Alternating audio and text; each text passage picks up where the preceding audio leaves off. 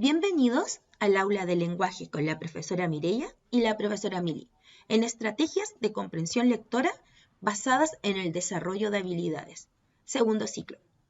Hoy día vamos a ver qué es la lectura, qué es la comprensión de la lectura, qué son las habilidades, qué es una estrategia, qué es metacognición y qué es una aptitud.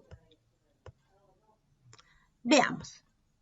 La lectura es un proceso de interacción entre el pensamiento y el lenguaje.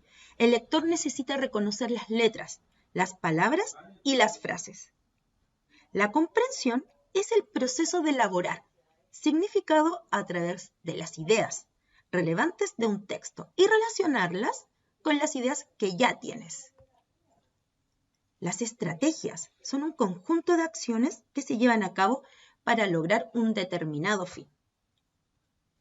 Y la aptitud es la capacidad innata de las personas que se manifiesta desde la niñez para desarrollar adecuadamente una actividad o tarea determinada.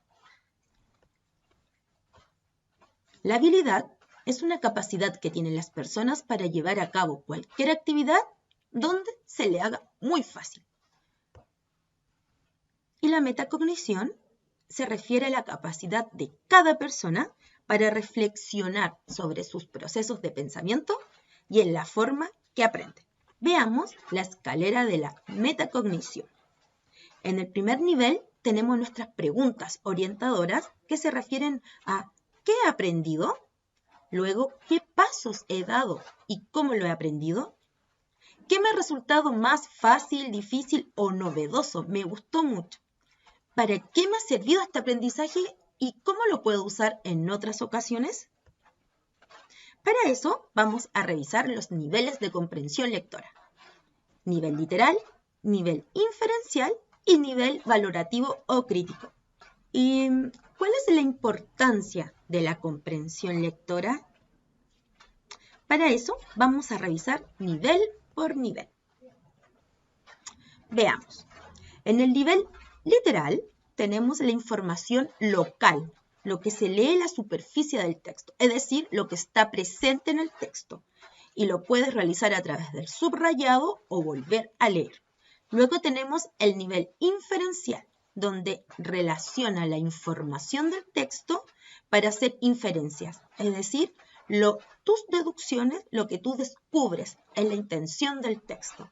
Luego pasamos al nivel crítico o valorativo, el cual asume una posición frente al texto, lo que opinas tú del texto. La evaluación del contenido. ¿Te gustó? ¿Por qué te gustó? ¿O no te pareció el texto? Porque tal vez puede ser un final distinto o agregar más personajes. Los niveles de comprensión lectora en cada área, nivel literal, inferencial y crítico, también tenemos el apoyo de estrategias de algunas preguntas, como es en el nivel literal, ¿qué? ¿Cómo? ¿Dónde sucedió? ¿Cuándo? ¿O quién? ¿Quiénes eran los personajes? En el nivel inferencial tenemos unas preguntas como ¿cuál es el tema de la lectura? ¿Qué se puede deducir de la lectura? ¿Nos pueden ayudar? Y por último, en el nivel crítico o valorativo tenemos las preguntas ¿por qué sucedió? ¿Para qué sucedió esto? ¿Qué opinas?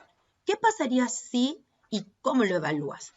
Ahora veamos algunas estrategias. Lo primero es estar atento o atenta siempre a la lectura. Activar conocimientos previos, recordar contenidos anteriores. Luego, subraya o destaca la información que te parezca muy importante. Imagina el contenido del texto. Reconoces las ideas claves, reconocerlas, destacarlas, subrayarlas. Recordar siempre lo esencial del texto. Comprender e interpretar la información del texto. ¿Qué deduces del texto? ¿Qué nos quiere decir? Y por último, relacionar la información del texto con tus propios recuerdos. Para eso vamos a tener estas estrategias. Leer cuidadosamente los títulos, subtítulos, encabezados o el texto que estás leyendo. Siempre atento o atenta al texto o a la lectura. Luego vamos a subrayar o resaltar las ideas más importantes para ti, que se encuentran al principio o al final o en cada párrafo. Vamos a ver de qué se trata. Tienes que tratar de adelantarte a estos temas y de qué puede tratar el cuento, el párrafo o el artículo que estás leyendo. Para eso te puedes apoyar en las imágenes o en el título.